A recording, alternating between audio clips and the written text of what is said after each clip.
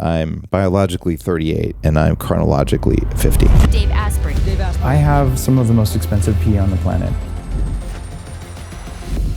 Holotropic breathing, which is a replacement for LSD, which has been profound for me and has a lot of commonalities with Wim Hof's methods, but you just do it for longer. Don't try that at home. You want someone sitting for you. You will have a hard trip. Like you'll leave your body, you'll see past lives.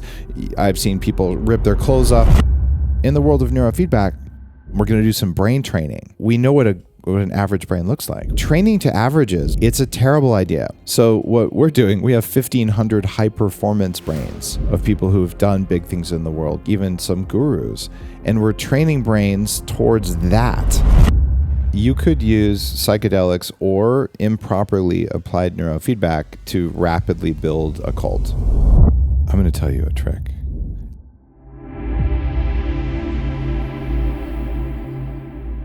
Dave, welcome to the podcast. Josh, glad to be here. Man, I'm so excited about this. I got to tell you, I'm excited about this because you're my first guest at the new table. This table is legit. I was just admiring it. It's a beauty, man. It's got holes in it.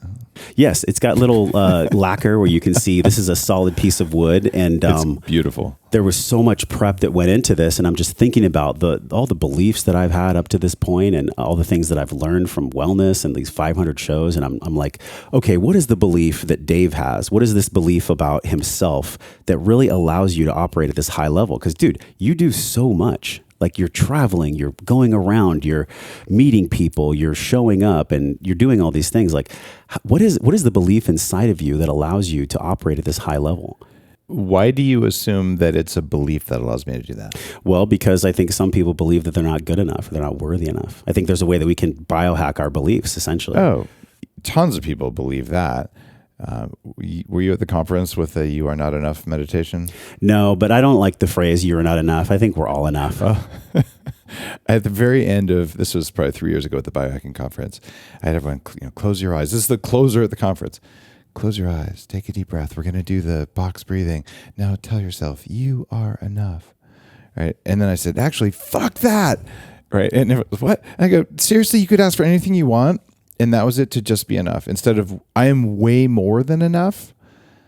So I like that belief better, but that's not how I do what I do. How do you do what you do? I mean, there's a place that you came from. We've talked about fasting on the podcast before. You spent some time in a cave. Like, you've been through it, man. You've really been through an emotional journey. So what did you pull from that in order to show up and really, honestly, Dave, like, be calm on a stage? And there's a belief that you hold, right? And those beliefs weren't there forever. A belief is a story you tell yourself, and it may or may not be true. And we are unfortunately wired to usually believe our own story. I have legion powers of self-deception. So do you. So does everyone. So beliefs are actually really dangerous because once you get a belief and they're infectious, if it's not an accurate belief, you will possibly spend your entire life doing something based on that belief, like trying to stop beta amyloid plaque in the brain to stop Alzheimer's based on a belief from a falsified 2006 study. So if that's your belief that Alzheimer's is caused by this, or what I did, my belief is that I'm a bad person because I eat too much and I don't exercise enough because I weigh 300 pounds.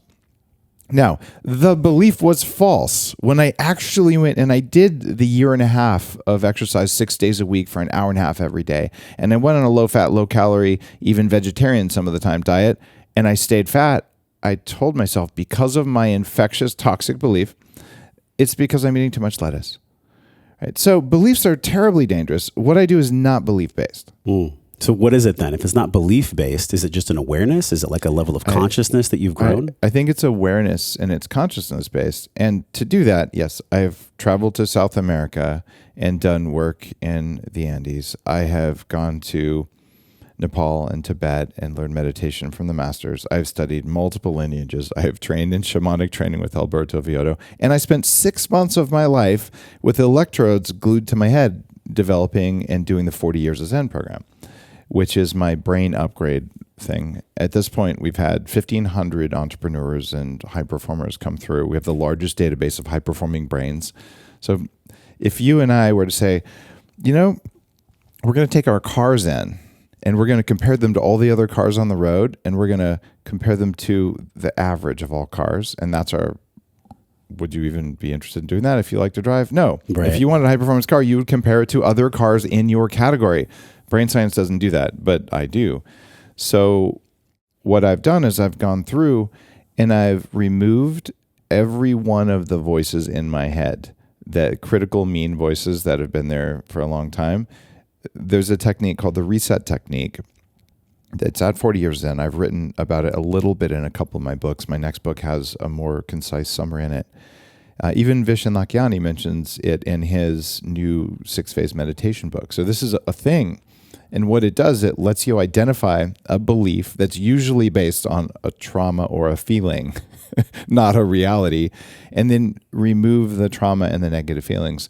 And then you can assess whether that belief is reality or not. And what you'll find is most of the time, the beliefs you have were not reality-based. They were programmed into you without your consent. And toss it, toss it, toss it, toss it. And what's left is a whole lot of capacity to do stuff that matters. Yeah. And to show up on stage. Man, at this conference, people are like, that was a great talk. I'm like, you have no idea the AV screw-ups that were going on. And the fact that halfway through, I stopped looking at my confidence monitor because it was so broken. And I gave a killer talk. Yeah. Because I didn't have the voice in my head going, what are they going to think about me? What or whatever. You can have inner peace and calmness. I don't always have it. I'm not perfect by a long shot. I'm just way better than I used to be. And that's the challenge. Don't compare yourself to others. Compare yourself to yourself. I've definitely been down that route for sure. One thing that I've been present to recently has been like a father wound that I'm still recovering from.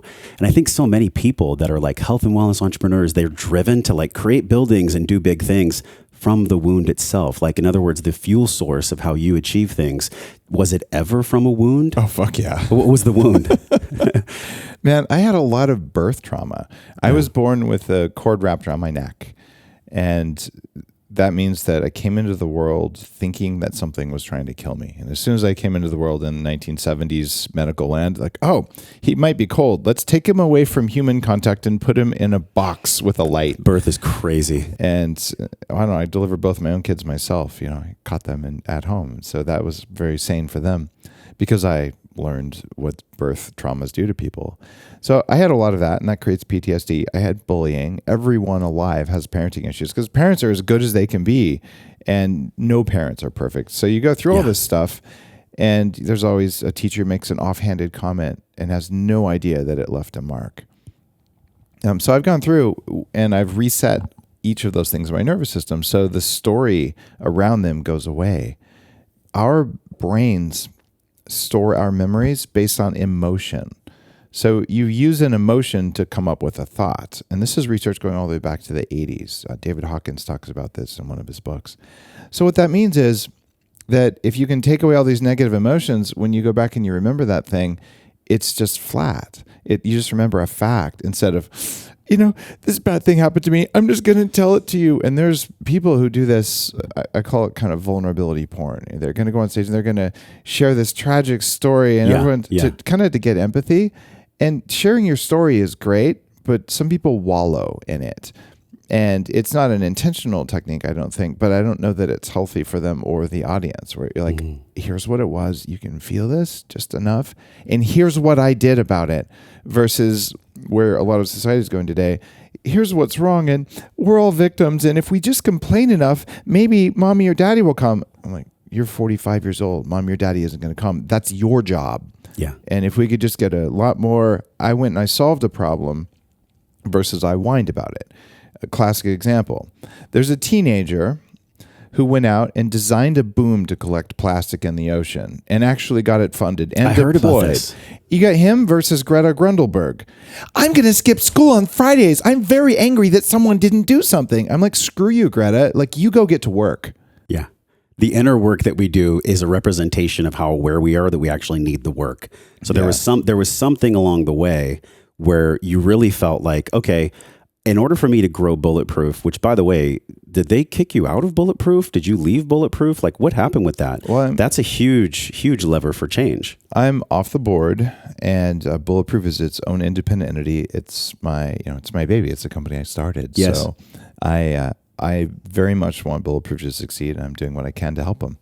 So it's growing. It's beautiful. I was just at Whole Foods. I was just at Erewhon, and you see the coffees right there. It's flying off the shelves. And what I'm doing now, though, is I'm doing Upgrade Labs. And Upgrade Labs is it's a human biohacking clinic. It's a franchise. Anyone listening could do a franchise. You go to ownandupgradelabs.com, and okay, it's one thing to fix big food, or at least to show people this is how you're supposed to feel when you eat. That's a bulletproof thing. Then what are all the technologies and techniques for hacking your brain, hacking your body? In fact, I'm taking the 40 years of Zen technology and we're rolling it out. So when you get a membership at an Upgrade Labs, yeah, we'll put on muscle or remove fat or give you energy or give you resilience so you can handle stress better. But it takes so little time compared to what you think you have to do today, the story or the belief you have. There's also enough time in there to do neurofeedback based on the tech that I built from the ground up for 40 years of Zen. So give me an hour. I'm like, tell me what you want, and we'll give you so much better results than you could possibly imagine. To do that, though, I needed a different thing. My newest coffee company is called Danger Coffee. Danger Coffee is ultra clean coffee, but it's loaded with trace minerals because you and me and everyone listening, our bodies won't do what they're capable of when we're depleted of minerals, and all this plant-based nonsense people are eating, as well as a lot of the pesticides and medications we have, are sucking minerals out of our bodies. When you put them back in your Danger Coffee, magically, when you drink it, you go, I don't know why I want more of this coffee. It must be really good coffee. And it is really good coffee. It's really expensive coffee just to even get the green coffee to roast. But the body wants it because it knows the minerals are like, yes. So you drink it and you get that yes feeling. And it's a different thing than bulletproof. Why do you call it Danger? Oh man, I love that. Well, I thought about calling it For Your Own Safety Coffee, but that makes most people want to punch each other in the face, and that seems wrong. Here's what I'm building. I'm building a world full of incredibly dangerous people. These are people who have so much energy and so much power that who knows what they might do. They might ask that girl out. They might start a company. They might do the right thing when it's hard. They might pull their car over and help an older person across the street. They might say no when they're told to do something stupid that harms children. But if we're all tired and we're all weak, we can have a kind of peace that comes from oppression, or we can have a kind of peace that comes from knowing you have more than what it takes to handle anything in your life. I want that second kind of peace. But to do it, that kind of peace is created by profoundly dangerous people because they're powerful. What creates power is like someone's adaptability to be able to go through hardship without being a victim. And in some ways, I feel like that could be an easy thing to intellectualize. Like, oh yeah, I've been through hard stuff, so therefore I'm hardened. But it's not the case. It's definitely not the case. There's two things that create power. One of them is 30 pounds of air and food. You have to be able to combine those very effectively to make electricity, which is the seat of your willpower. So once you solve that problem, which is broken right now for most people, we have 93% metabolic dysfunction in the country. That's bad. Maybe we could put some minerals back in. Maybe we could stop some toxins and some seed oils, and there's a whole conversation there. But let's assume you're doing a halfway decent job of making electricity. How do you allocate the electricity? That's what makes power, right? So if you take it and you take most of the electricity and you put it towards worrying about stuff that hasn't happened and may not happen, thinking about the past and how angry and regretful you are, being worried, I already said worried. Oh, there it is. Being pissed at family members or coworkers, and then doom scrolling the rest of the time. It's a trickling away and it's a wasting of the power. It's focused intention plus lots of electrical power from your body that allows you to do pretty much whatever you want. You should be able to literally create a lightsaber of intention because you have the power to turn that thing on and to wield it however you want. And right now we have people who don't make energy. And if they do make energy, it's diffuse. Because of all the trauma and all the unadmitted beliefs, including the ones that are not reality. And the phone is there to actually capitalize on all this wasted lightsaber. It's literally an absorption faculty for people to unconsciously keep wounding themselves and wasting that energy like you're talking about. What do you mean by the 30 pounds of air? What do you mean by that? Every day you breathe in 30 pounds of air and you combine it with food or maybe from body fat or muscle. You could do that too. But you need some energy substrate, and 30 pounds, that's how much air you're processing every day. And that makes ATP via the Krebs cycle, which makes electrons. And in a couple of my books, I've gone through and I've said, look, here's the steps. We know that willpower is based on electricity.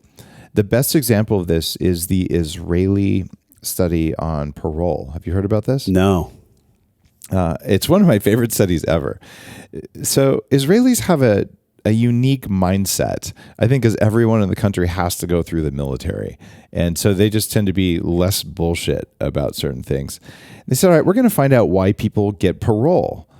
What is the common thing? Is it a race thing? Is it a gender thing? Is it what kind of crime did they do? Is it what languages they speak? What is it?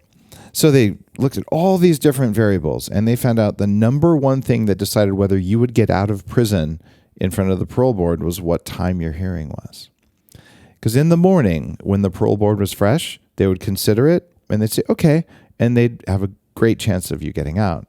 And then after about 10, they got tired and their blood sugar dropped. And then no, they'd have lunch. And you come in right after lunch, there's a brief period where their energy's high before it crashes because they all had MSG and sugar for lunch anyway. And so, and after that, in the afternoon, you had no hope of getting out. Isn't that weird? It didn't matter what you did. We all thought it was fair, but it wasn't fair at all. It was entirely based on decision fatigue, which is driven by mitochondria. I remember us talking about this a couple years ago, mitochondria actually, and you referenced this study about the ant that gets controlled by different mushrooms, different bacteria. Yeah, cordyceps, actually. And I watched it on YouTube. We're going to link this in the show. It's creepy. And I remember you telling me that, and I was like, oh my God, it's this YouTube video called Zombie Ants. Right. And these ants get controlled to go in the light source so that the mushrooms, the fungi, can actually grow. And I wonder for us, all these foods with all these chemicals, they're not only just taking away our willpower, they're actually shifting our lives in an unconscious way that we don't even know about. In other words, we make decisions that aren't really our decisions because of the food and because of the things that we take in. Can you expand that? Well, it's completely shown that chemicals can change your behavior and change your mood. One of my favorite ones, in fact, my favorite two, are NutraSweet and MSG. They have very similar effects on the body, although NutraSweet's probably worse systemically, although maybe not. Both of these will cause you to get angry, oftentimes to get headaches, and then cause a predictable blood sugar crash, which is going to drive cravings for more sugar or more of those substances that will slightly make your blood sugar go up again. So a lot of times people, they eat their whatever Fritos dusted in MSG, and then they get in a fight, or they're like, all of a sudden my boyfriend is really, really just a bad person. And all these feelings of rage and anxiety. And what it is, it's a brain that's firing too fast and can't turn itself off because glutamate, it's a different thing with NutraSweet, but it's a similar effect in the brain. And the synapses they're flooded with glutamate. And so the neurons keep firing and firing and firing and firing. And your feeling is, someone's causing this. And you look around, it's the driver of the car in front of you. It's the guy on TV. And you're actually angry. So this is an issue. And if you've ever even experienced a feeling of actual calm, which means you haven't eaten crap in the last day or two. When's the last time for most people in the world right now? It's a problem because we're eating human kibble and we're paying a lot of money for little bags of air with crap in it. But if you back off from that or even fast for a couple of days, like, oh, wow, I'm kind of feeling biologically calm. There's biological anxiety. When your cells don't have enough minerals, you'll have this background, subtle, if you're listening for it, almost like a screaming or a sense of angst. That's not you. That's not someone causing it to you. It's your meat saying something is deeply and profoundly wrong. It's suffering, but it's not emotional. And so a lot of people equate physical anxiety You drink some moldy coffee, and an hour later, you're like, oh man, I have the jitters. Well, a different cup of coffee might not have done that. That was one of my discoveries that led me to start Bulletproof. And the very first thing, it's because if you get something that harms the body, you will map it onto someone else as if they caused it to you. The brain's job is to make sense of things that oftentimes we don't have enough information for. So if it knows you're feeling bad, the brain also knows it could never be at fault. That's called the ego. So then the brain looks for a cause. Yeah. And if an animal or a parasite or lipopolysaccharides, which is the bacterial toxins made by gut bacteria, if those are high and the body is just feeling, well, you're going to act that way towards other people around you. So when we're building a world full of people who are dangerous, these are people who have enough energy, they can overcome that, or they don't have the physical anxiety. And they're thinking, I can tell what's going on. And now I can tell whether this change in my state was caused by my food, by my environment, or by an interaction with another person, or maybe with a government or a company or whatever. And if so, they can choose how they respond. The Buddhist teachings that I came across in Tibet, they start with, when you're on a path of enlightenment, you work to develop empathy. Can I feel someone else's emotions? And that's a good thing to be able to do versus just not caring or being unfeeling. Problem is, if you feel empathy for everyone, especially today, you're probably going to wallow in it, and it's not It's going to make you sick in some way too. Well, yeah, because empathy without boundaries is illness. Yeah, you see suffering everywhere. So the level above that you work towards is compassion, where you can sense other people's suffering, but you don't have to. And you can have compassion for them. So you might see a homeless person, you don't have any money, and you can say, basically peace. And you don't feel that unless you choose to. But the real elevated state that they're looking for is built on top of empathy and then compassion. It's called equanimity. And those are the most dangerous people of all. The people that can actually observe without being triggered by the stimulus. I mean, we've heard a lot about this. Like, how can you see yourself from 30,000 feet? How do we see ourselves from 30,000 feet? You've talked about caring about the body. Like, if I'm not wasting my lightsaber, if I'm not wasting electricity, that's one thing.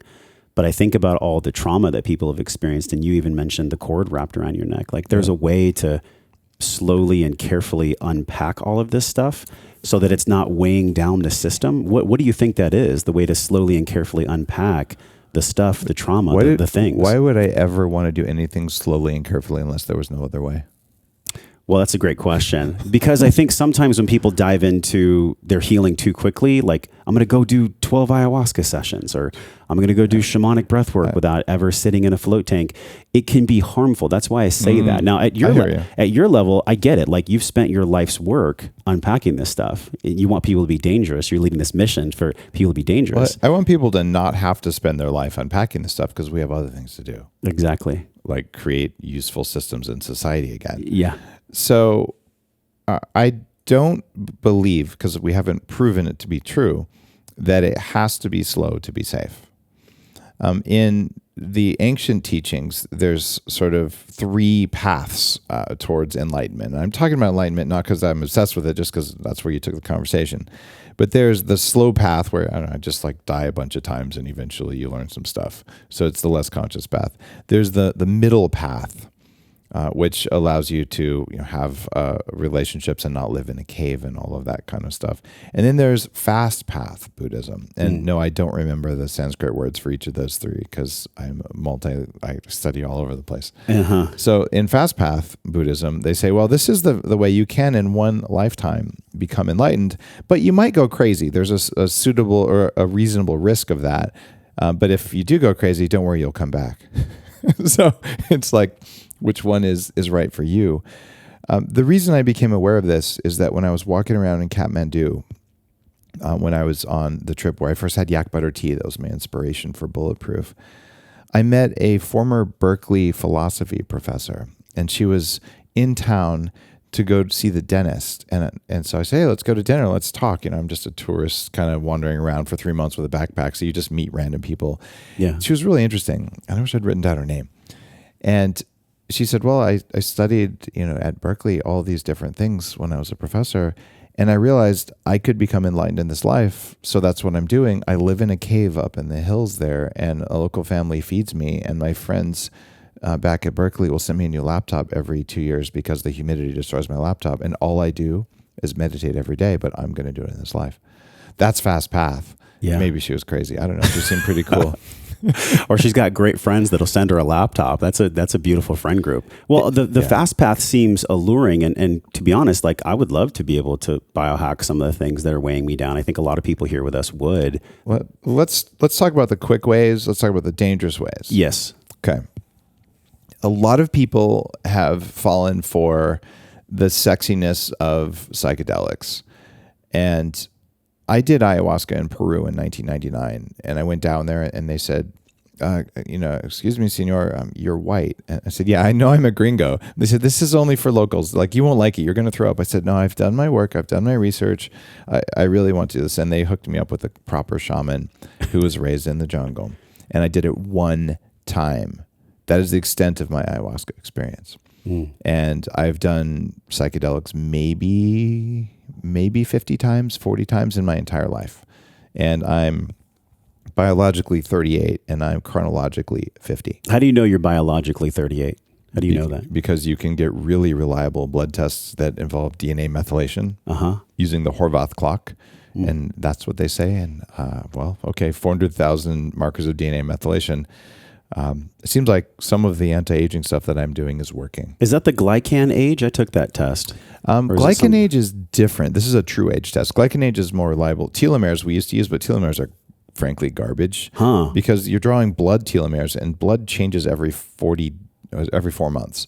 So blood's all over the place, but just because your blood is longer or shorter from telomeres, it doesn't mean your cardiac tissue or somewhere else is.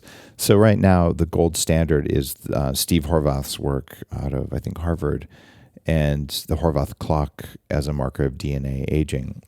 And with the true age test, you can actually use different people's assessments of aging. Yes. So I don't know, maybe I'm 39, maybe I'm 37. It's all pretty much a belief system. Well, let's go back to the psychedelic conversation. Okay. There was a moment where you and I were connected, and we're not going to name the center, but I had a very traumatic experience at this center, and we shared some information about that. A lot of people are running for the golden ticket, Dave. Like, they want the fast path. They want to be able to heal. They want to be able to get rid of the stuff that's weighing them down so they can go and do big things. Is there a danger? Is there a danger for people that are going into the fast path of really consciousness, of healing?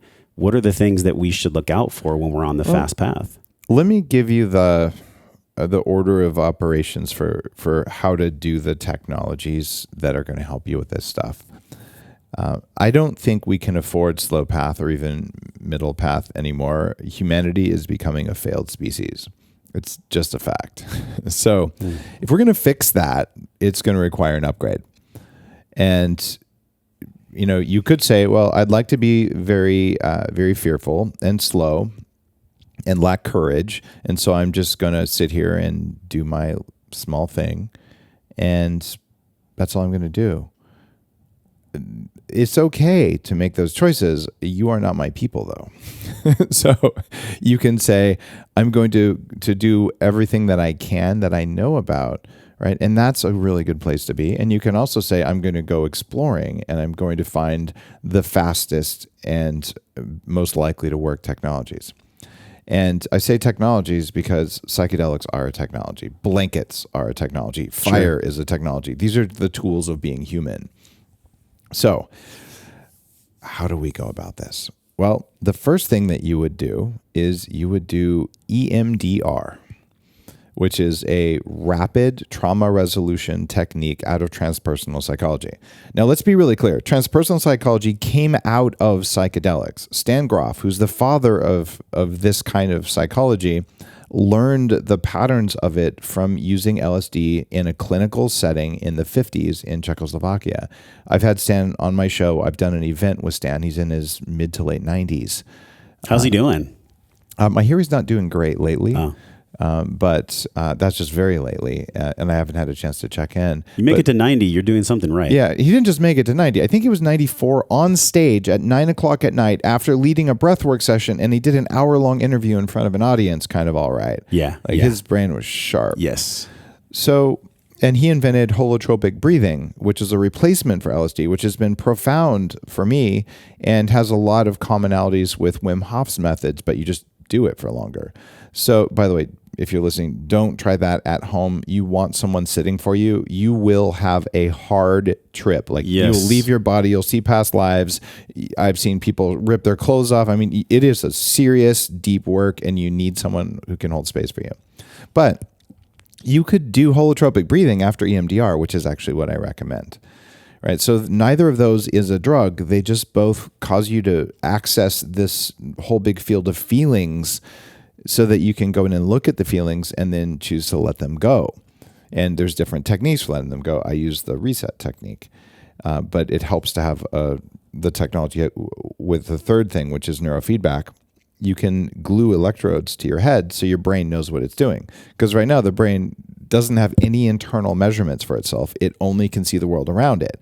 So when you kind of hold up a mirror to the brain for the first time, you can regulate it very quickly. The reason my program is called 40 Years of Zen, it's meant to replace 40 years of daily practice with 5 really intense days, because your brain can change so quickly when it can see what's happening. Mm-hmm. So that's a different perspective, but I believe this to be real, and the results from people who go through there in the commentary is profound. It's life-changing. The breath work for me has been the only thing that has really allowed me to have my anchor, to get, it's written on my arm, se posso respirare, posso scegliere, which means if I can breathe, I can choose.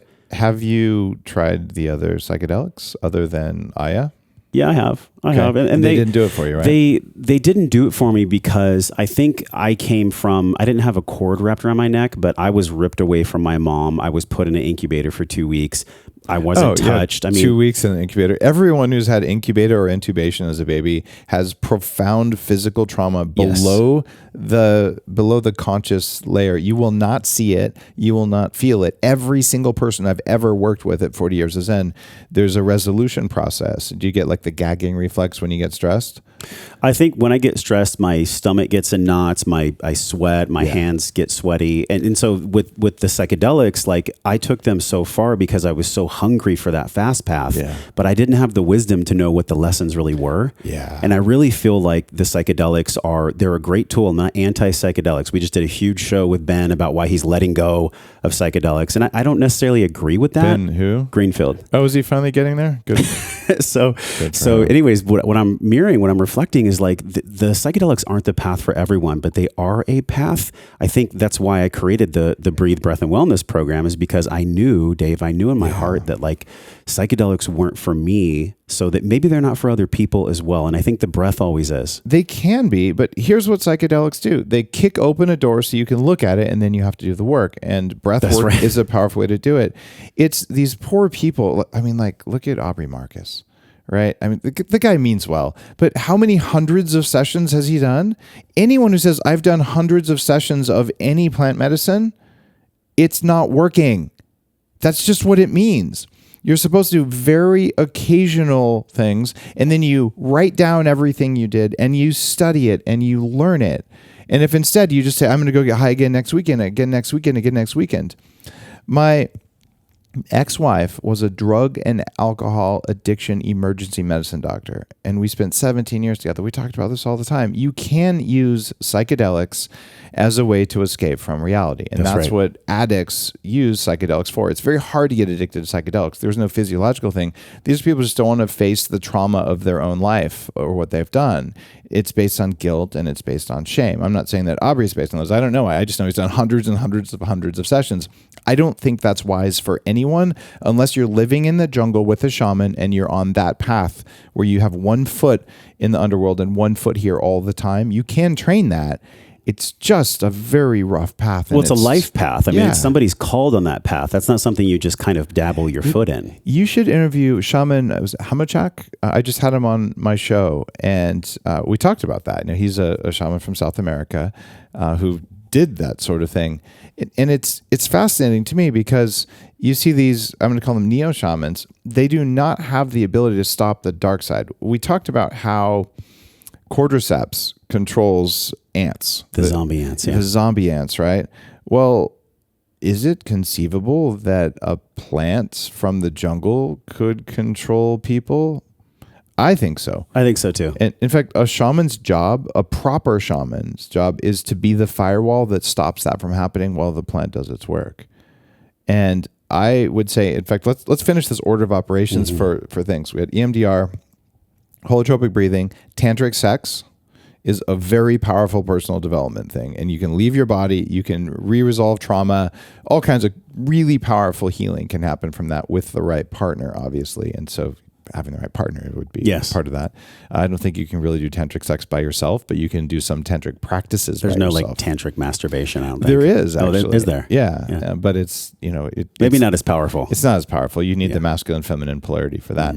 Okay, after that, we can get into drugs. But then you say ketamine, legal, well understood. You can do profound healing on ketamine, and there's clinics. You just go do it. There's no craziness to it, right? And it's also a very defined duration. And then after that, you say, okay, I wanted to go deeper. You could then say, what's next? MDMA. Or probably even for some people, MDA. MDA. Yeah, without the M. I prefer that. And is that because of the narcotic effect of MDMA versus MDA? The MDMA is real stimmy, and MDA is just heart opening. Yeah. So do you want heart opening and ampy, or do you want just heart opening? If you're doing healing work, I think you want the heart opening. Yeah. If you want healing work and dancing, then that's MDMA, right? And MDMA does work, but people can access incredible trauma and work on it, and you can do it with a therapist. So these are valuable tools. There's nothing wrong with them. None of those, though, is like kicking open these doorways that you do when you get into some of the stronger stuff. And we get there next.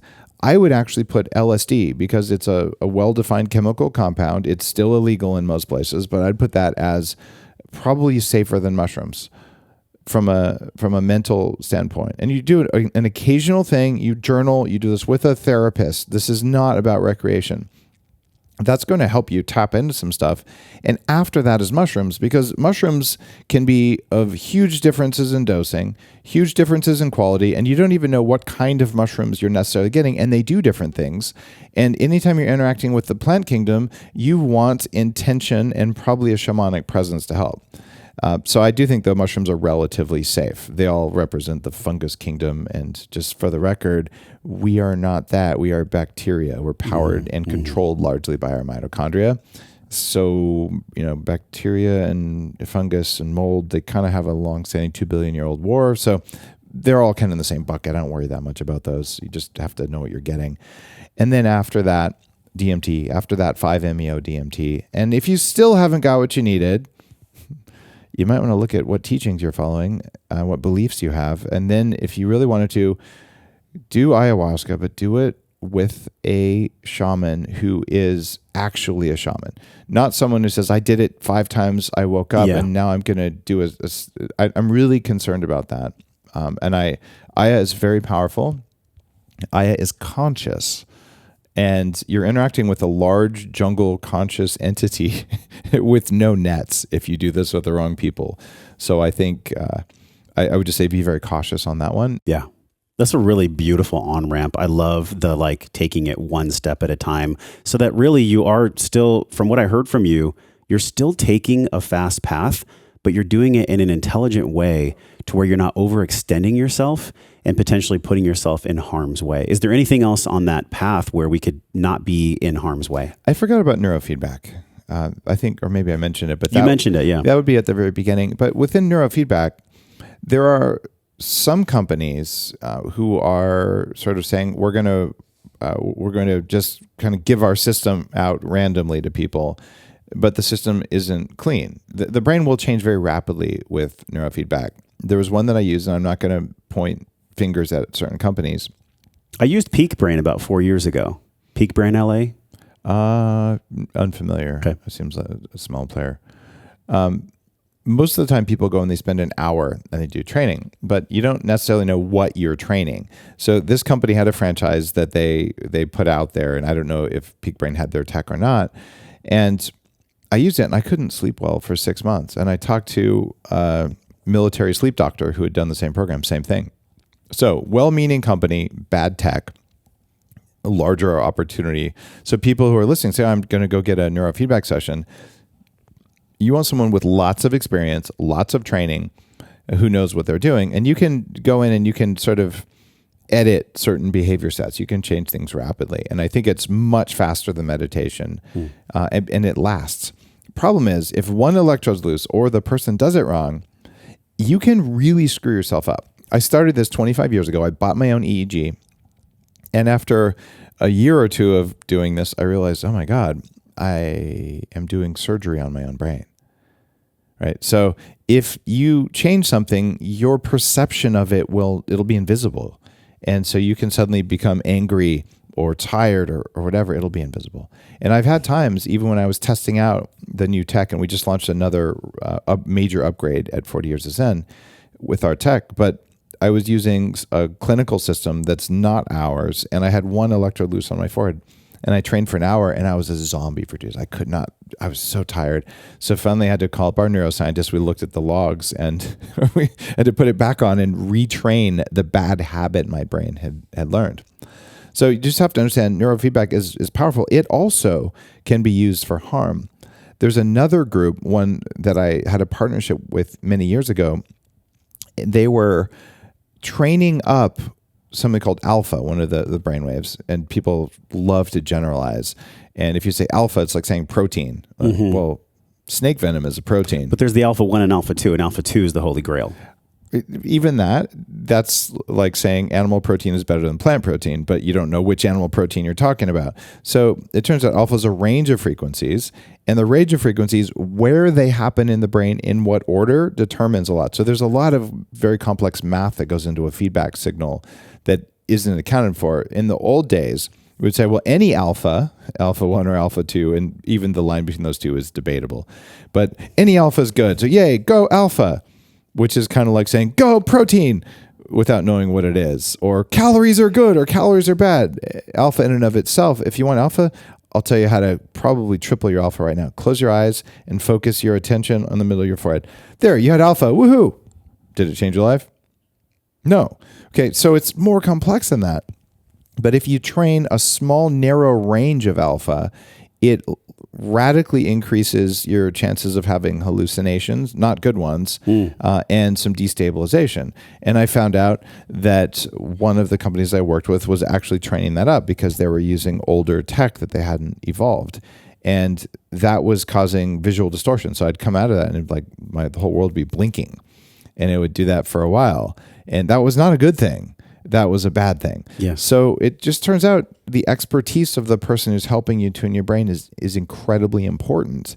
And at this point, we had to develop our own hardware for monitoring the brain and our own software to get to some of the very fast brain waves and to be able to do 3 different types of feedback on top of each other. And it's getting better and better. So every year it's going to happen. But in the world of neurofeedback, imagine if we had the brainwaves of everyone in your high school and we said, this is awesome. We're going to do some brain training. So we know what an average brain looks like, right? So we're going to train you for that. So all of the D and F students are like, this is amazing. I'm now a C student. And all the A and B students are like, you suck. You just made me into a C student. So training to averages, especially in a world where 93% of people are unwell, it's a terrible idea. So what we're doing, we have 1,500 high-performance brains of people who have done big things in the world, people who have done a lot of work, even some gurus. And we're training brains towards that versus towards a random collection of people. Dude, that's so fascinating. That's what a carefully constructed world it has to be in order to be safe. Because I could see with the tech in the wrong hands, could actually really hurt people, much like psychedelics, even though it's technology itself, which you could use psychedelics or improperly applied neurofeedback to rapidly build a cult. I could feel that. Yep, you could. One thing that I feel with you too is there's a deep spirituality in you. I know that a lot of people know you as the father of biohacking and very technology based and using supplements and whatnot. But there's also a part of you that just recently on stage shared with the audience at the conference that you had gotten a divorce from your wife and that you're moving to Austin, which is amazing. So welcome to Austin. I don't know if you're here yet, but I'm here today. Okay. I signed my lease. So how have you managed that, Dave? I mean, I consider you to be a very spiritual man, and so how did that spiritual evolution unfold with you and your ex? Well, it turns out it's possible to be friends with someone that you had a romantic relationship with. In fact, it's not even uncommon, but the stories we hear all the time are the angst, the trauma, people being mean to each other and all of that. Yeah. And Lana and I decided jointly that we were better as friends and co-parents than we were as romantic partners. And it has to do with geography. It has to do with focus in life. And it has to do with what each of us wants with the other one, which is I want Lana to be happy. She wants me to be happy. And like this path is better. You can do that completely peacefully. In fact, anyone in any relationship, look your partner in the eye and say, I just want you to be happy. And if you really deeply mean that, it means that whatever your partner wants, you're going to help them get. And if what your partner wants is to go meditate in a cave for 2 months, like, damn, that's gonna be expensive. All right, let's start saving, right? And if they really want a goldfish, I got you. We'll get a goldfish. And your partner does the same for you, right? And that is a different kind of relationship than a lot of people have. But what that means, and as it worked out for our family, this works very well for our kids. It works well for Lana and me. And of course, there's pain and there's sadness. Yeah. But there's also friendship and support. And I believe that we could do that.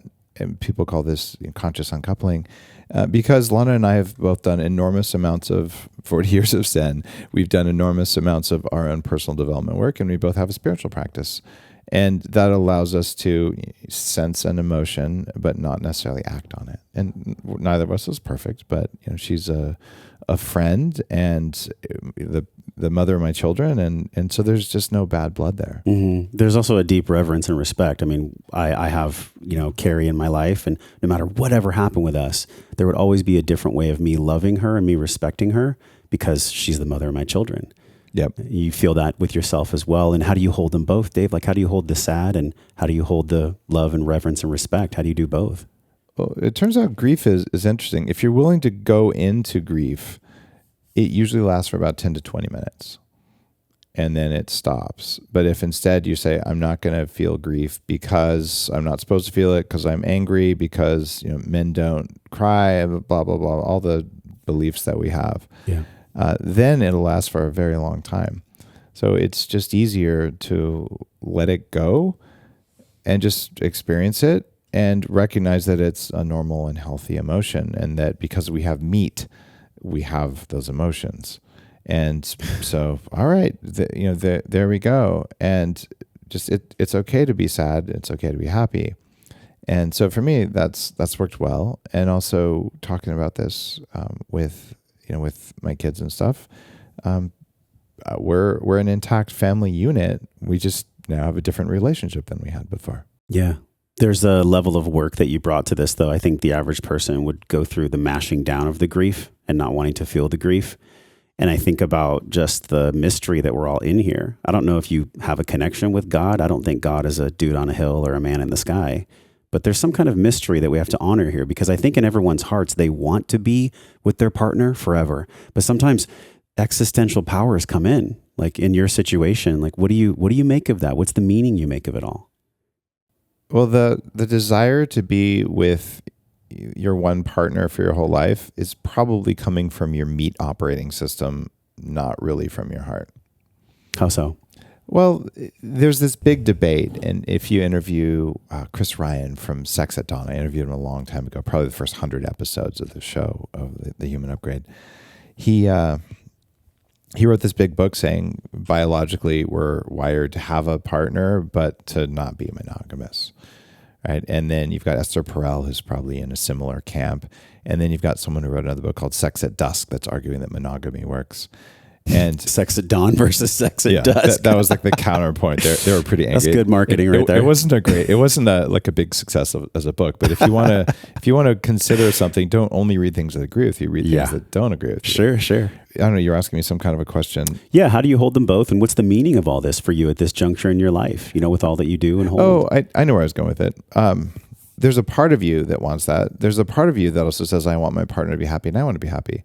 And if you realize, you know what, like our joint work is done, then your joint work is done. The other thing that especially young people are prone to believe is that, and the world seems like it's getting worse this way, and the other person's responsible for your feelings, you're responsible for their feelings. So there's tons of codependence in relationships, which isn't real. Yeah. And you also find that people think there's only one soulmate. There are lots of soulmates. There are people you have known in lives before, and they are all around, and you meet them. You're like, why do I know this person? Like, what is that spark, that connection? Sure. And the thing that I wish, and this isn't talking specifically about Lana and me, but the thing that I wish that I had known when I was a teenager, and the stuff that I'm teaching my kids, is that just because someone's attractive, it doesn't mean they're a good relationship, but they might be a good date. Right? And attractiveness is not what you base a relationship on. And that's not the mistake that Lana and I made. We have a deep spiritual connection. But so often it looks good. And this is like going to the store and saying, that cake looks great. And it's like the Costco cake. And it's like all vegetable oil, but the frosting's beautiful. And you cut into it, you're like, oh, it's not very good, but it looks really good. So I'm just going to eat the whole cake. And that's not what it is. So what you do is you look at someone and say, are they attractive enough? But do they have the qualities of a life partner? Right. And only you know what your qualities are for that. If we taught our children to choose based on that, we would have more relationships maybe that lasted forever. I don't know if that should be the goal for relationships, to be honest, but we'd have more relationships that were clean. And when they've worked their way through, they evolve into something else instead of ending in an explosion. So I'm very pleased that Lana and I have managed to evolve to something else rather than falling into the common traps. For men, a lot of men are taught because, by example, and also society, to like not cry or not show grief, not process grief. Have you cried? Have you emoted tears? Have you shed salt water? If I cried, it would make me vegan. And I could never do that.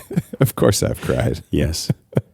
Yeah, because I think so many people, they want to be like the tough rock, especially men. You 2 children, right? You have 2 kids? Yeah. And so I think that a lot of people can connect with the navigating the waters of life. Sometimes things get so challenging, but we still have our responsibilities and everything else. So what is it about the next phase that allows you to be just as excited about what you're doing now versus doing it with Lana and doing it with the old construct that you had? I don't even know that I have a good answer for that question. I do what I'm here to do, and sometimes I don't exactly know. I kind of comes from somewhere else. Yeah. I don't know if we talked about this on the last interview. My very first book was a fertility book, right? And that's why I'm not worried about a population problem, because I know about infertility rates. We do not have a shortage of people. We have a rapid fall off in people. Yeah. But that book, it was either that or Write the Bulletproof Diet. It was one of the two. And I couldn't decide. And I went into this really deep neurofeedback session with 40 years of Zen tech. And I came out after like 2 hours and just picked up a pencil and I wrote the entire outline for the Better Baby book. So I guess I'll write that one first. That was my very first book. And all of my books, I don't know what I'm going to write. And I have this picture, and then all of a sudden I sit down and then it just crystallizes. I don't think that's through focused effort. I think it's just happening. It's in the information fields or something. Hell, I don't know. This is your dharma. I mean, you talked about soulmates. I think that soulmates don't always have to be romantic. Sometimes a soulmate can just be a friend. I have tons of friend soulmates. Tons People of I've known soulmates. before. It's amazing. Do you think that there's grateful. one twin flame, though? Twin flame's different. Is there like a one twin flame for everyone else? No, I don't think so at all. Why not? I haven't seen it. I haven't seen enough evidence of it. Yes. And I also think it's a harmful belief. Because then you say, if there's only one, well, is this the one? So then you always have doubt, which is another word for fear, all the time. And it's just perfectionism. I think it's a story to justify perfectionism. Sure.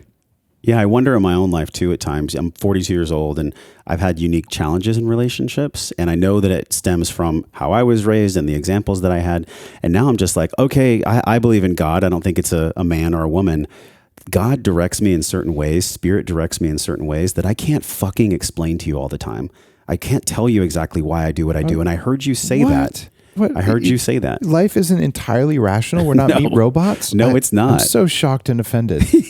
But there's some part of this existence, or like you said, I don't exactly have a good answer for that, but I'm here to do what I do.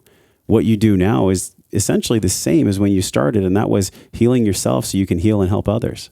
That's what I get from you. Is that different, or is it? Well, you could call it healing, and sometimes it's healing, but I think I stopped my healing a while ago. I had the fibromyalgia, lots of trauma and anxiety and PTSD and arthritis and high risk of stroke and heart attack and prediabetes, all this crap before I was 30. And I kind of stepped into this when I was 30, 31 and really started the path of healing. But at what point are you saying, I'm healed enough and now I'm improving and now I'm upgrading?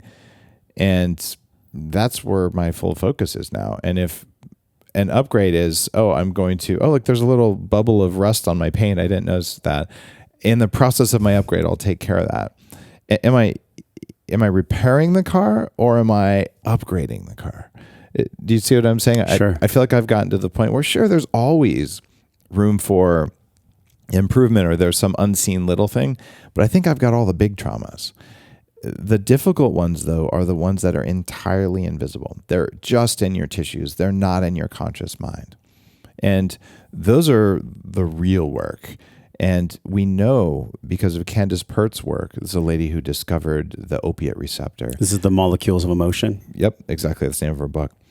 We know that your immune system has its own consciousness. And I know from 40 years of Zen, your meat has its own consciousness as well. So there's actually different computing systems, different thinking systems and reacting systems inside your body that are invisible to you, which is creepier than hell because they assert themselves and do shit that you don't see without your permission, and then you take credit for it. Yeah. One of the practices that matters to me, I don't really talk about my body very often. I talk about this body. And so if you identify as your meat bag, you are provably going to have worse results because your meat bag doesn't really exist. By the end of this interview, you'll have shed some cells in various ways and you'll have incorporated the water you're drinking and whatever else into making new cells. So what we really are is we are like a stream through matter. We're like an eddy in a stream. We're a hollow tube. If you figure your mouth and your butt, it's all hollow through there. So we're constantly changing based on the inputs and outputs. Well, so if you want to identify something that doesn't exist and you think, ow, I hurt my arm. Yeah, you could also say, this arm hurts and it's not me. I'm just using it right now. And there's some internal shift of awareness that maybe you're bigger than your bag of meat, and you provably are bigger than that. Mm-hmm. Especially if you expand enough to know that you can be, like you talked about earlier, the observer, the person who's watching the whole thing go down. It's kind of trippy. Like, I'm like, are we actually real? Is this a simulation? What are we doing here? Do you ever have thoughts like that you just have fun with? I mean, I don't attach to those thoughts because it would drive me crazy. Yeah. But what do you make of that? I doubt that we're in a simulation, but it would be very difficult to prove it. The biggest evidence, perhaps, of that would be Planck's length. You know about Planck's length? No. It's a universal constant in advanced physics that you use for most of the equations.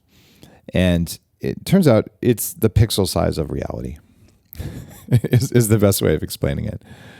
So you can't go smaller than that when you're looking at the universe. So that is kind of creepy. Like, why wouldn't you be able to?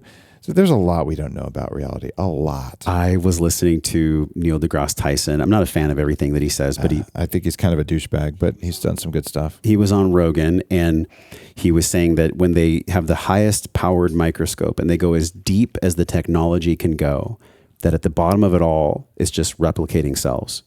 That's all that anything is. And so it definitely replicating cells. That's interesting. It's just replicating cells or replicating matter. I think that was what he said. Probably maybe matter, not cells, because cells are they're multi-atom. So if that's the case, what's replicating it all? The most likely thing, from what I know, and we're both going way out on fences here, it's probably information fields. Information field theory is the most useful thing that accounts for all of the things that we know that we sense, and all the other things that we know happen sometimes. When you get into, say, Joe Dispenza's work, saying that's funny, people who meditate can show this effect, people who don't meditate can't. And so a random sample, you don't see anything. A sample of people who have powers, the power to pay attention, then they can do stuff, and that stuff is real. And it's kind of creepy because what the heck is going on here? So given all of that caveat, what's really going on in there with information field theory is that if you and I are information fields and everything around us is an information field, that would account for the way we interact with each other, the fact that intention does something, we know it does something. The angry skeptics believe it can't do something. By the way, I was one of those for a long time. I'm a computer science engineering guy. I just started paying attention. Same thing with Bruce Lipton, who's a friend. He wrote Biology of Belief, a very influential book on epigenetics. People don't know this. They think he's a hippy-dippy guy. Bruce Lipton was one of the first, if not the first, guys to clone a human cell. He's a hardcore laboratory researcher, and he just realized, dang, we focus on the cells, but the petri dish, what's around the cells, is affecting them so profoundly that I have to change my philosophy. And he has books about how intention affects biology. Who would have thought? Right? So we know this to be true, and anyone who takes the time to read any of the seminal books in the field realizes it's hard to argue against that unless you have a very strong belief and you're unwilling to question your belief, in which case you should get a job with either Monsanto or GlaxoSmithKline. Yes. What shifted you from being the hardcore skepticist to being the man you are now? I come from a family of real scientists. My grandfather wrote under the chemistry heading for Encyclopedia Britannica back when that was a thing. Oh. PhD physical chemist. Grandmother, PhD nuclear engineer. Worked on very early nuclear power plants and things. And so I'm scientific, and I learned the scientific method as a kid. And you observe, and then you make a hypothesis, then you test the hypothesis. What's not in the scientific method is observe, ignore anything that doesn't match your belief, and then test. And that is what we've been doing. So what I did is I did everything that was supposed to work. I believed that exercising more and eating less would make me lose weight. So I did it to the point it broke me, and I still didn't lose weight. And then I got pissed off, and I had chronic strep throat every month, and then sinusitis after they pulled my tonsils as a teenager. 15 years I was on antibiotics every month because I kept getting sick and had all these weird symptoms that none of my friends had, this crippling brain fog. And when I exhausted all the stuff that was supposed to work in the West, I said, I'm going to have to try the stuff that's not supposed to work, but I'm going to be curious because I've got nothing left. Yeah. What am I going to do? Be wrong? I don't care. I feel like I'm going to die here. I bought disability insurance in my mid-20s because I couldn't tell what was going on. All my tests were fine. Doctors said I was fine, but I wasn't. So I'm lucky I was able to crack the code and to solve all that stuff. And that's made me an expert in this to the point I consult with doctors. I lecture to doctors sometimes. I'm not a doctor. Yeah. I just had a deep knowing because I had to read the papers and do the analysis. You interviewed Gabor Mate recently, and I caught the first 30, 40 minutes of it. And it was so profound because he said that in school, MDs get like zero training on emotional intelligence and trauma, which is also like, nutrition. I think they have like a half-day class or something. Yeah. And the class is basically from Dr. Kellogg. It's funded by Kraft Foods or something. Do you know about Dr. Kellogg? I don't. Let's go into that real quick. All right. Yeah. Dr. Kellogg, early 1900s, was this creepy, cultish medical doctor who believed that male sexual desire was the root of all evil, and so was masturbation in men or women. So he invented a food called cornflakes that was low in fat to suppress testosterone and lower male sexual desire.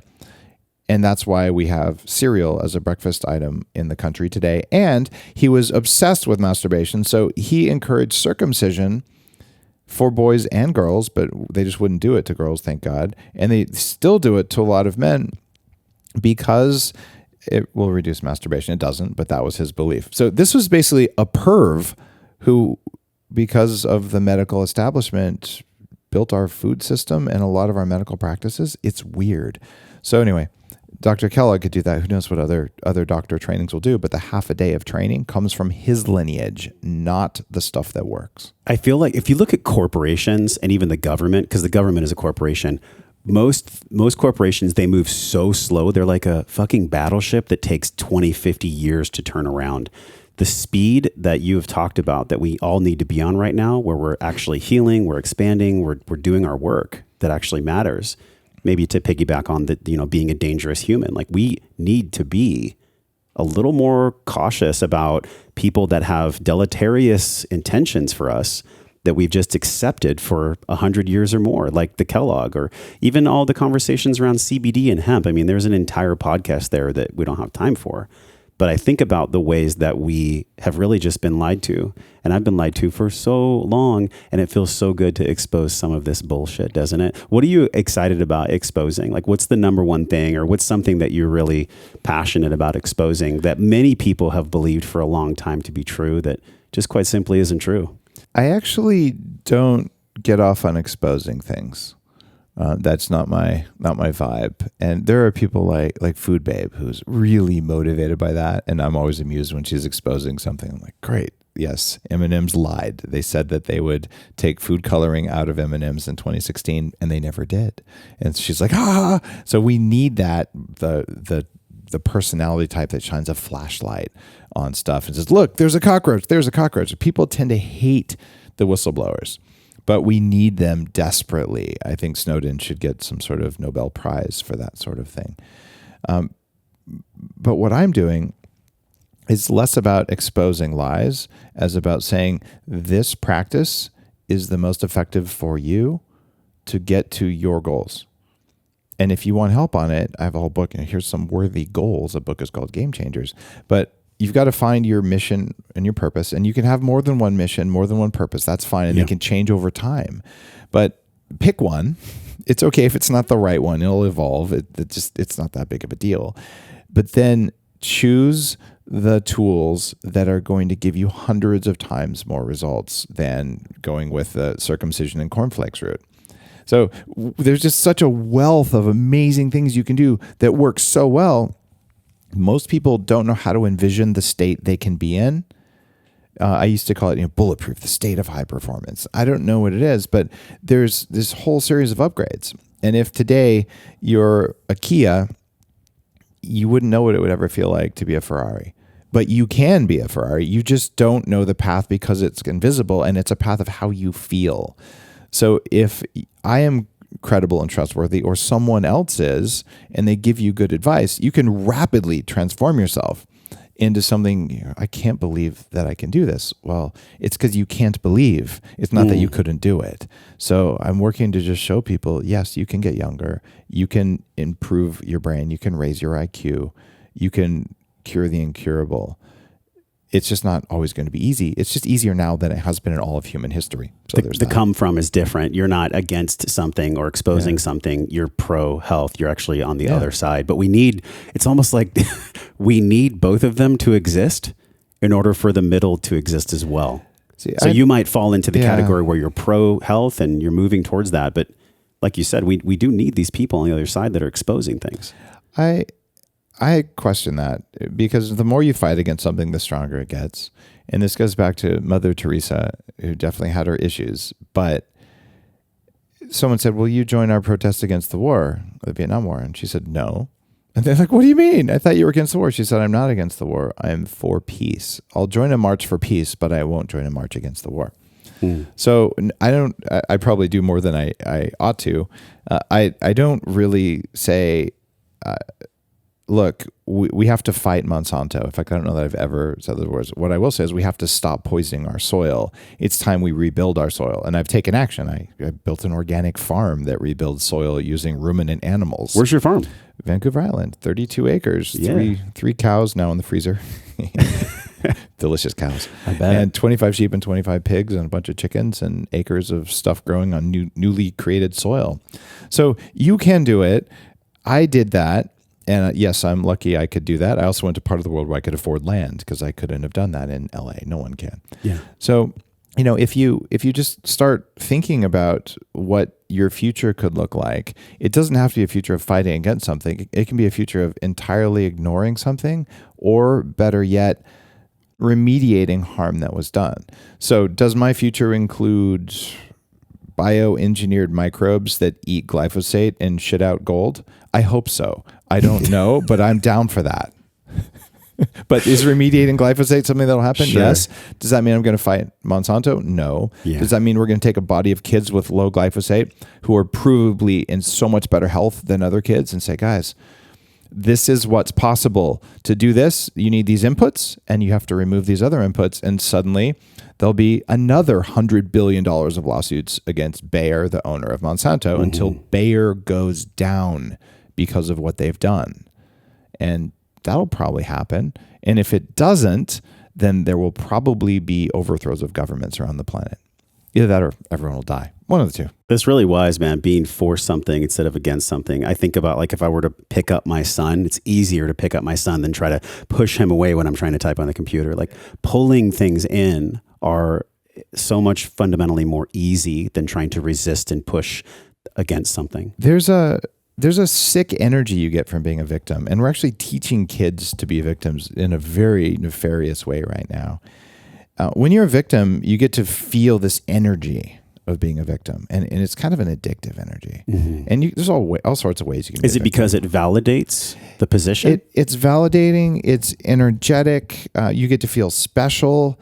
It's energizing. The anger feels good. Yeah. Let's face it, right? So I'm angry. So, for instance, I've got size 16 feet, and I just want you to know I've been a victim because I can't buy shoes at almost any shoe store. I have this. You have to go to big and tall. They have like ugly shoes there. It's not okay. Right. So I've been victimized by this. In fact, I'm going to become a large shoe activist, and I'm going to chain myself to doorknobs in Times Square. Or maybe there's a better way.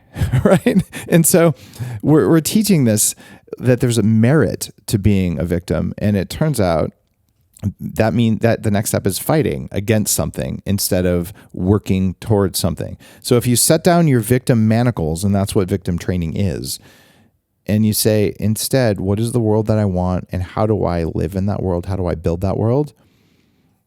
It's amazing how tearing something down because it's not fair is so dirty compared to building something up. And I think we've lost a lot of that in almost every aspect of psychology in popular culture.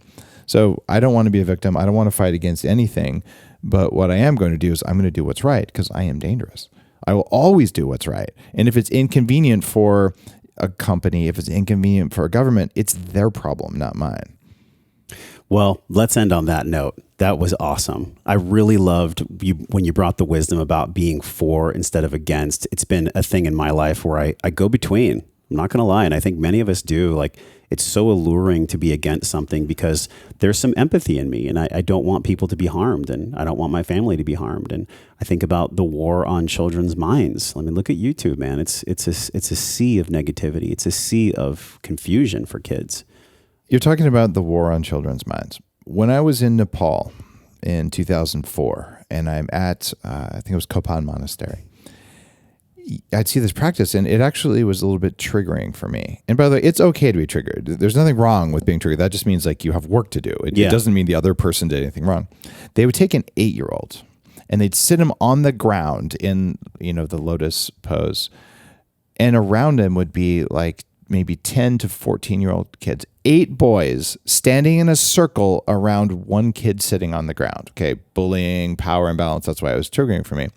And then the older kids would all argue at the same time with the younger kid, making these aggressive, like these motions.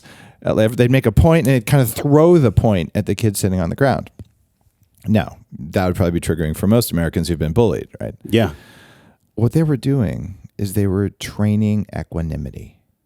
They were teaching the kid on the ground to hold his ground, hold his space, and to answer the arguments. And he was doing it. I think it was not in my language, but to answer them calmly and succinctly, no matter how much emotion they were throwing at him. This was a very dangerous monk, I'm sure, when he grew up. Right. So we can see our children as swimming in a sea of negativity, or nothing actually harms you. If some person who is clearly traumatized and is probably 14 and angry said something mean on your YouTube account, it actually doesn't matter. And if our kids grow up saying, oh, of course there's people who say all sorts of bad stuff, it's about them, it's not about me. Those are the most powerful children of all. But if we allow our children to internalize that and to believe those false statements to be true, then we'll raise a generation of victims. I've dealt with unimaginable levels of criticism because I disrupted how we talk about health, the whole hack your health thing. I did that, but man, it made the establishment mad. And then when I went on the Joe Rogan show, Joe, after he had a commercial conflict with me, sent about 20,000 super angry trolls after all my social media accounts and spent 18 months trying to destroy my reputation. This is over the mold and the coffee and all that conversation? Yeah. Oh, yeah. No, he has investments in a company that tried to actually take the Bulletproof name, as I understand it, and another one that was trying to copy my products. So this was just commercial stuff, and it's fine. That's the arena that we play in. Yeah. He deleted the episodes with me. I've done all my forgiveness work and all that. I could give Joe a hug today, and it's fine. Well, you might see him here in Austin. I might see him here in Austin. In fact, I'm thinking I might do some stand-up comedy. I'm really thinking it's about time for that, if I'm not too angry for it. But the thing about that is not at all to pick on Joe. It's that having 25,000 angry people come after me personally, all at once, because Joe said I was a liar and a snake oil person and whatever else. When before that, my social media was just, Dave, thanks for changing my life. I've lost 100 pounds. And I mean, lots of that stuff. It was so jarring. It actually activated a trauma that I had completely was unaware of from first grade. I had to go and do my own reset stuff. Did you do like the EMDR on yourself? I did get through that? EMDR and the reset thing from 40 Years of Zen. Yeah. And so until I realized this is what was going on for about 6 months, I was like a little ungrounded from that. I'm like, what is going on here? And my whole team's like, Dave, what's going on? I'm like, I don't know. And it was like a feeling in my body. And that's the same feeling that kids get when they're bullied. And I would argue that that's the energy that was driving this kind of gang of online bullies who they call themselves the Death Squad. Hey guys, I love you brothers. I think I still have a page on your account that I didn't make. But it was really interesting, like super hostile stuff. And well, it all came down to a first grade experience. And once I ran EMDR and did the reset process against it, overnight, it became, oh my God, every time Joe says something bad about me, I sell more coffee. But in the meantime, every time he says something about me, it was like, oh, another shot to the heart. Oh, another blow to the face. Yeah. So I had to do my own work to reckon with that. And so I'm all right. Right. And it's just a thing, but it's not a thing with a lot of emotion attached to it. Mm-hmm. I want my kids to learn that in 10th grade or in 9th grade, instead of waiting until they're 40 something years old to deal with it. I should have learned that sooner. That was on me.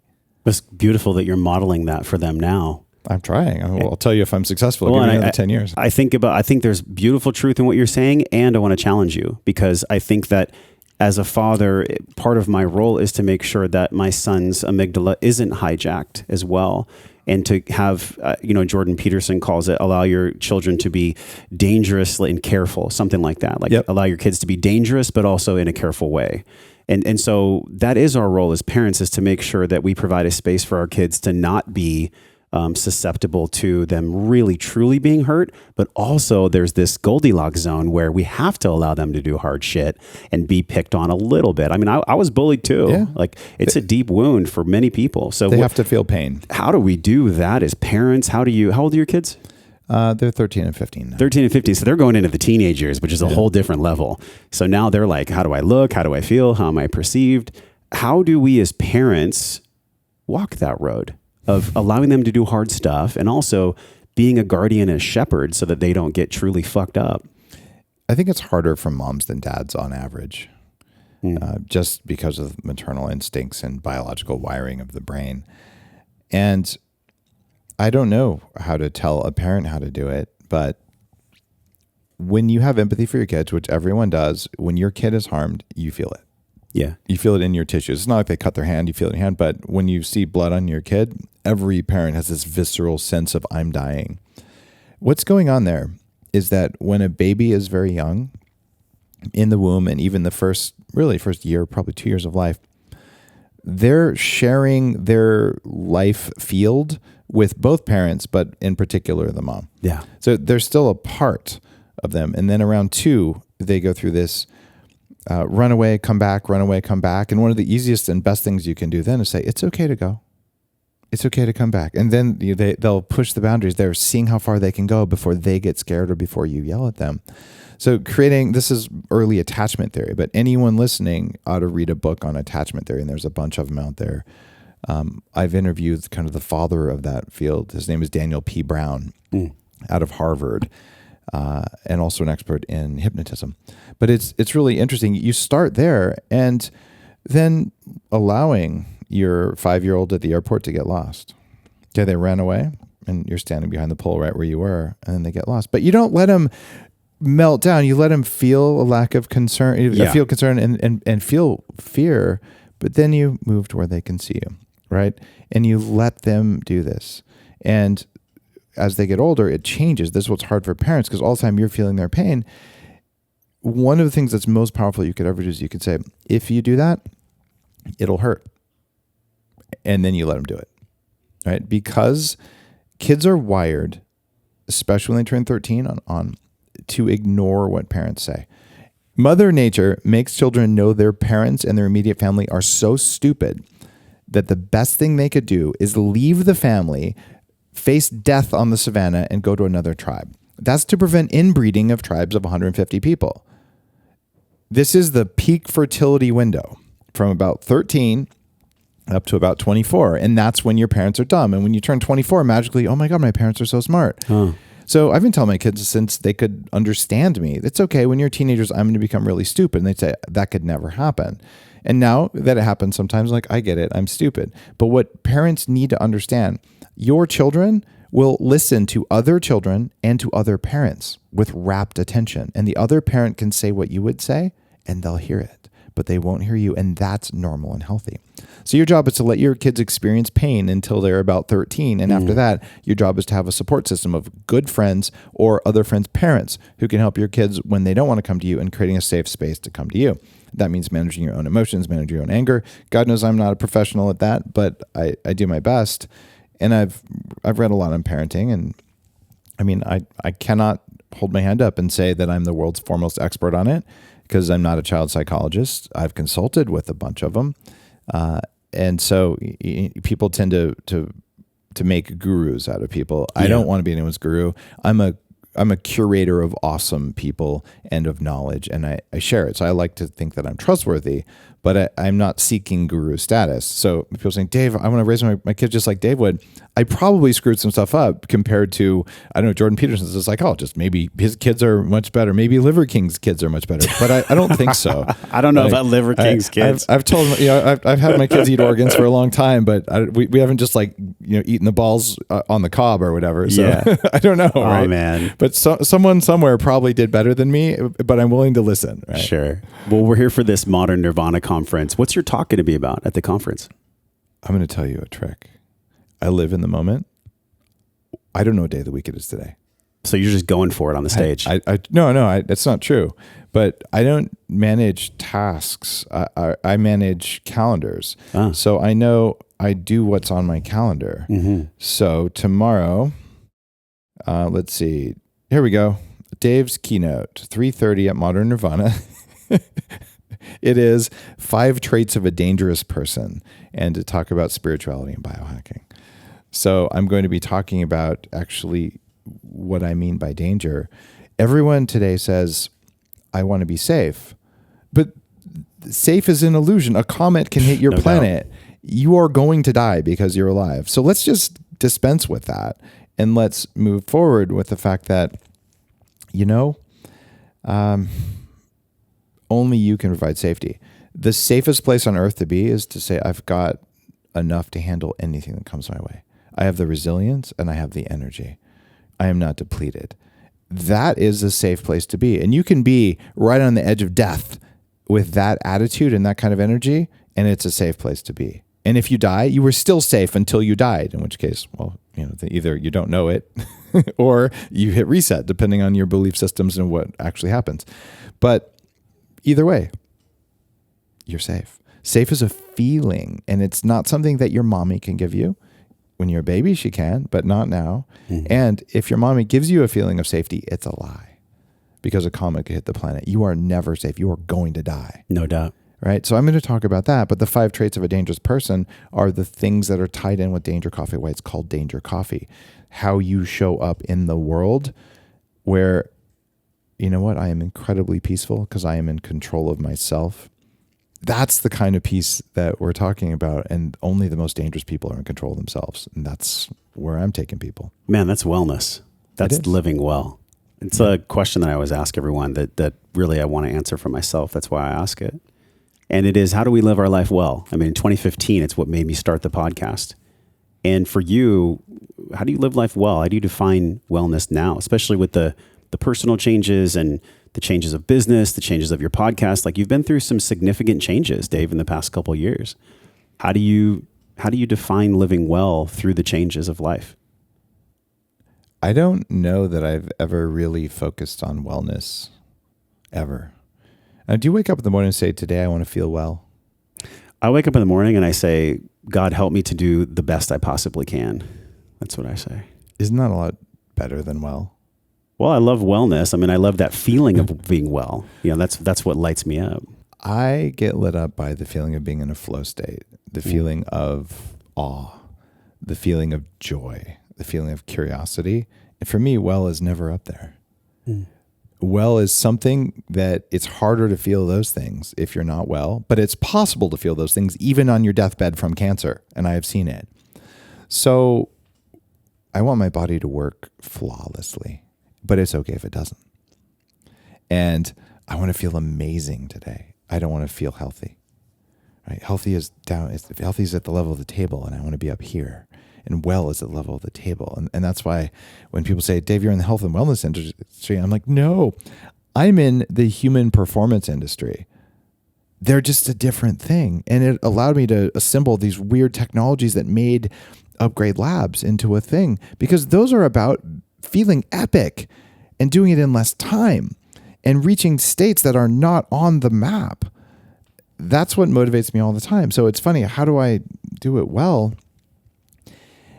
We know that the body optimizes for 2 things. One is it only lets us see things that are useful for us to survive. Like, we don't see x-rays because it's not that useful. There's all kinds of stuff around us that's invisible, provably. We can't see the RGBs. There's all kinds of colors around us. Exactly, right? So we're seeing a very narrow slice of life, and Mother Nature optimized us for that. And the reason for that optimization is the other big thing. It's to save energy, to use as little energy as possible.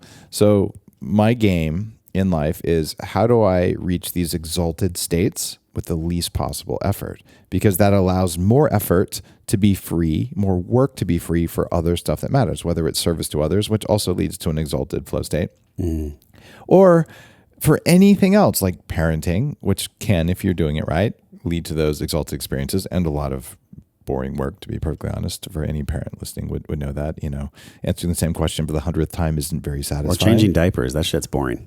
No kidding, right? So we all deal with this stuff, but for me, it's, how do I achieve this with the minimal time and energy so that I have the time and energy available for something else? And then how do I amplify the amount of energy that I have to the point of absurdity? That would be my goal. Absurdity. Is wellness a byproduct of your pursuit of being as high performance as possible, or is it the other way around? It can be. It's easier to be high performance when you're well. Yeah. But there are stories. Like there's a skateboarder who broke his ankle and then set a world record. Danny Way? Yeah, with a broken Paul ankle. Check helped him, I believe, heal. Yeah. Yeah. Yeah. That's a beautiful story. It is a beautiful story, but if that stuff is possible, wellness is provably not necessary. It's just really helpful. All right. I will tell you, though, that my mitochondrial enhancement techniques and all, I have helped incredibly, I don't know, I don't think any of them would self-identify as enlightened, but some of the most powerful sages, gurus, and spiritual workers on the planet, they've used my techniques and gone, oh my God, I'm stronger when I do this. Yeah. Better antennas in your body, better energy production in your body will help you reach exalted states more easily, but it's not necessary. So it's this weird kind of, pushing on a string, Ouroboros. Aurora Borealis? No, the snake eating its tail. Oh, yes. I wrote about it in my fasting book, and it's not sticking in my brain. Somebody's right now. Commenting right now. This is what it is. Yeah, exactly. Yes. But what's going on there? It's hard to say you put one before the other. Sure. But we know you can have these states when you're broken. We know it's easier to have these states when you're not broken. So there you go. Dave, thank you for coming on the show. This has been epic. I look forward to the talk at Modern Nirvana. People can learn about you at two websites. One is daveasprey.com. Yep. And then the other for the podcast. I think the podcast is just on daveasprey.com, but you can go to ownandupgradelabs.com and open your own franchise anywhere in North America to become an entrepreneur in the biohacking space. This is new. It's a big deal. That's exciting. Awesome. And you have tools to help people do that, or do they need like a fairly large amount of capital to do it? It's a full franchise. And, yeah. You come in and we get you the equipment and all that kind of stuff. Amazing. I've really enjoyed this, man. This is the first time us doing a talk in person, and I appreciate what you represent. And also, I don't agree with everything you say, but I like how you say it.